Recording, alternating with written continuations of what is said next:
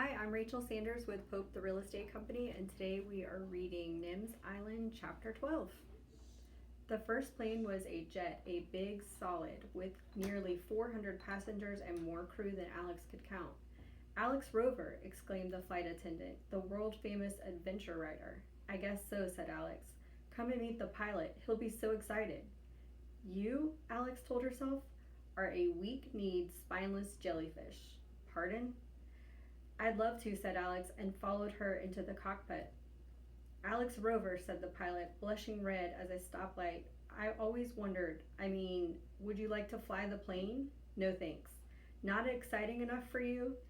And he showed her interesting things about the jet's instrument panel and engines. All Alex could think about was a very long way down to the ground. And then the ground turned to the ocean, and didn't make her feel happier at all. They landed after the sun had set, and when Alex found the little plane that would take her to the island nearest to Nims, the pilot said they couldn't leave until the morning. "I can't land on the island in the dark," he said. "I'm not a daredevil like you." "I'm not a daredevil," Alex wanted you to say. "I just need to get to Nims Island right away." In the hotel room, the feeling was stronger. She felt like a tiger in a cage, trying to burst free.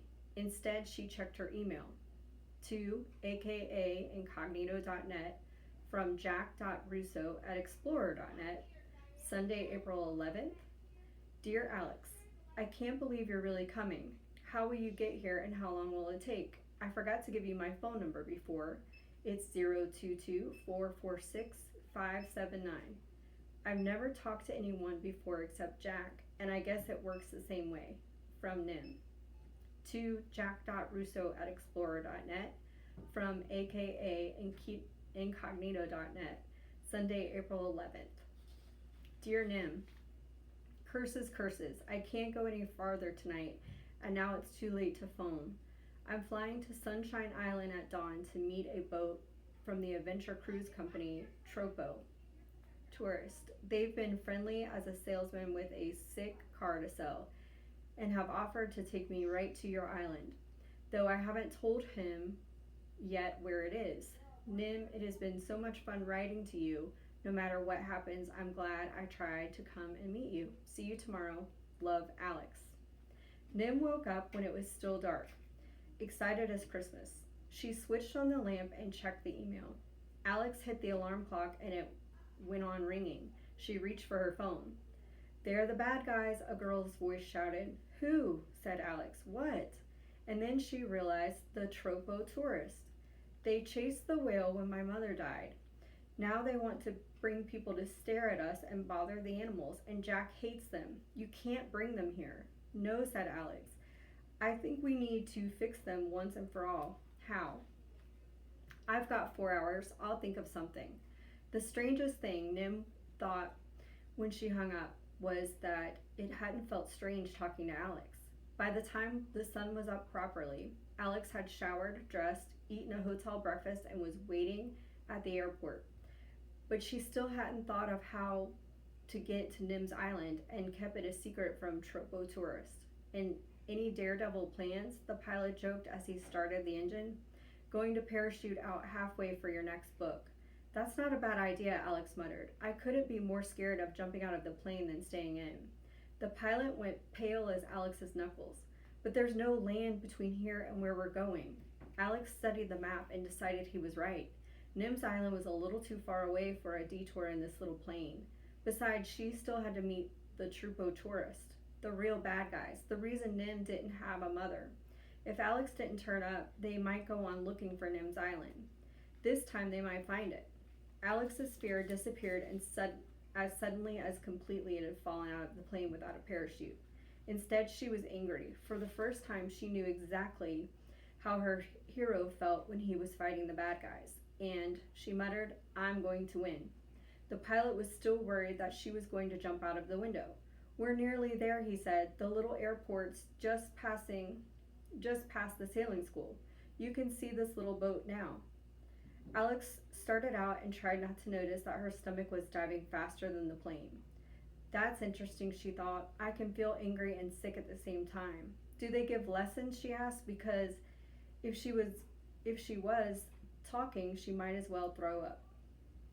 Give lessons, sell boats. Is your next book about sailing? Partly, said Alex. She couldn't talk very well because a sneaky little fear had crept back, and she was holding her breath to help the plane land.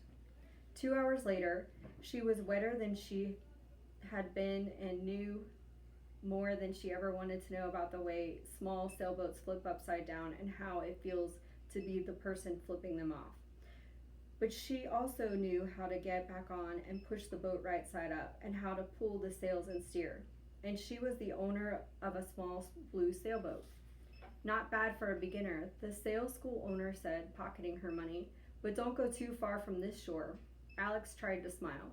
Funny, the woman continued. You've got the same name as the adventure writer, but I don't reckon he'd need sailing lessons. Neither do I now, Alex told herself. I'm ready to go, and she tried to believe it. She loaded her suitcase into the little boat and sailed out of the sailing school cove, around the corner to the pink and purple Tropo tourist ship.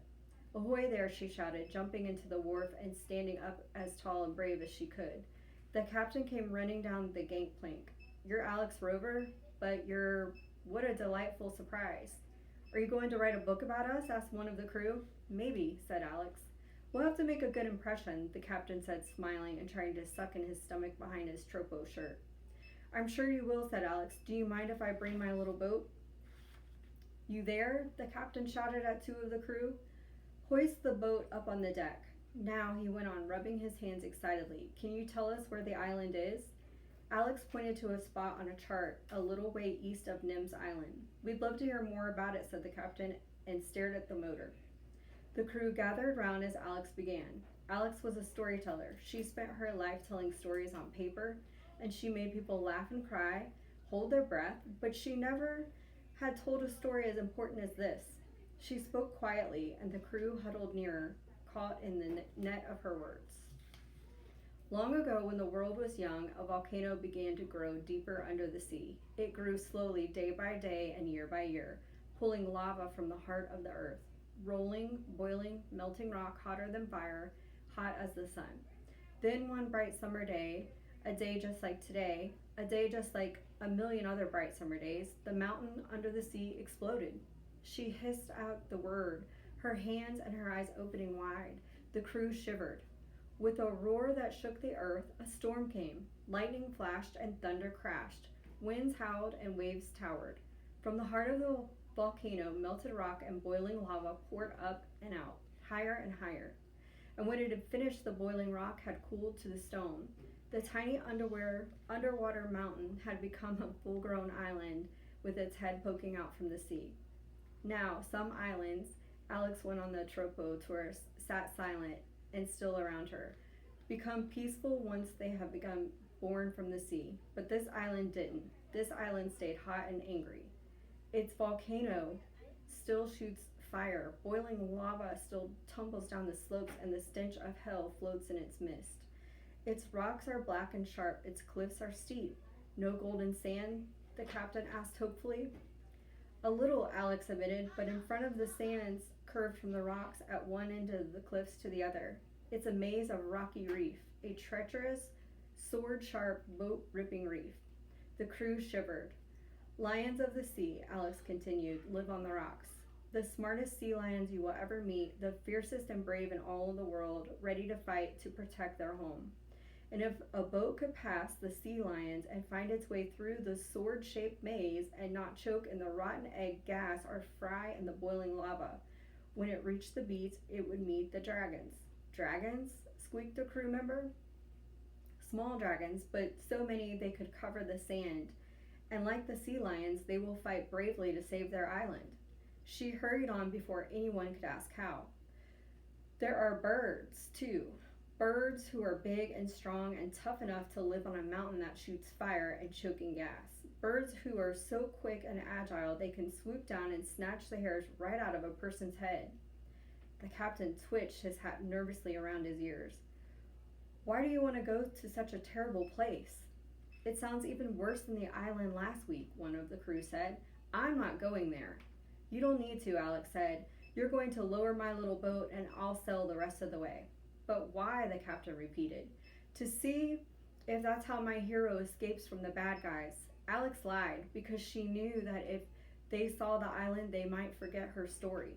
The captain giggled. That makes us sound like little bad guys. It depends, said Alex, and began the second part of her story, because it wasn't enough to make them frightened, and now she wanted to make them feel bad, that they would never ever bother Nim and Jack again. My hero is a sad, lonely man who once lived happily with a lady hero and their baby, helping the world with research and science. But one day, while the lady hero was deep under the sea studying a whale, a noisy boat came to spy on them. My hero begged that noisy boat to go away, to be quiet, to stay away from the frightened whale. But they laughed, were louder, and chased that whale so it swam right back into the bottom of the sea, and the lady hero was never seen again. She whispered the last words. One of the crew sniffed and blew his nose, and the others wiped their eyes. Are they bad guys? Alex asked. You'll have to decide, because that's not the end of the story. Now my hero lives on this fiery, dangerous island, far away from good people and bad. But what if the noisy boat came back with people to trample on their lonely home, to fight their sea lion and dragon friends, and destroy the science that they're giving the world? Tears dripped onto Tropo shirts. There were gulps, sobs, and soggy noses. There would be a terrible ending, said the crew. You can't end a story like that. And they sobbed some more. Alex looked at the captain. The captain didn't care about Nim and Jack, but he was afraid of sea lions and dragons and boat-ripping reefs. He was very, very afraid of being in Alex's book, because people wouldn't pay lots of money to go on Tropo tours if they knew the captain was a bad guy. His eyes were sharp and cold as a shark's, but he tried to smile. A story should have a happy ending, he said. Your heroes can't stay alone on their island, and the tourists can't find somewhere else to explore.